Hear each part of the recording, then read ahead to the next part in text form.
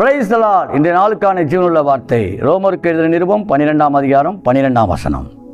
நம்பிக்கையிலே சந்தோஷமாயிருங்கள், உபத்திரவத்திலே பொறுமையாயிருங்கள், ஜெபத்திலே உறுதியாய் தரித்திருங்கள். ஹல்லேலூயா.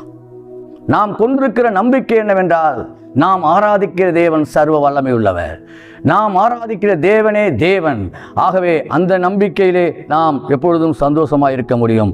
இப்படி நாம் சந்தோஷமாக இருக்கிற வேளையிலே உபத்திரவங்களை, பாடுகளை நாம் அனுபவிக்கலாம்.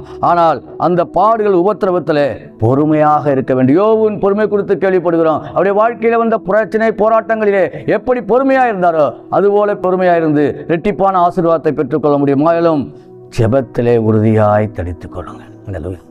இன்றைக்கு அநேகருடைய வாழ்க்கையில் ஜெபம் என்பது மறந்து போனதொன்றாக இருக்கிறது. இன்றைக்கு ஜெபம் என்பது ஒரு கலை.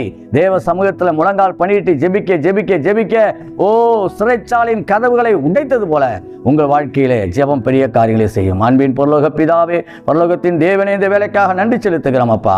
என் தேவனாகிய கர்த்தருடைய வார்த்தையின்படியே நம்பிக்கையிலே சந்தோஷமாய் இருக்க, உபத்திரவத்திலே பொறுமையாய் இருக்க, ஜெபத்திலே உறுதியாய் தரித்திருக்க பிள்ளைகளுக்கு நீர் பலன் தருவீராக. ஜெபத்தின் மூலமாக ஒரு ஜெயத்தை, ஜெபத்தின் மூலமாக ஒரு வெற்றியை, ஜெபத்தின் மூலமாக ஒரு ஆண்டவரே மறுரூப அனுபவத்தை பெற்றுக்கொள்ள உதவி செய்யும். ஆசீர்வதியும். இயேசுவின் நாமத்தில் ஜெபிக்கிறோம் நல்ல பிதாவே. ஆமென்.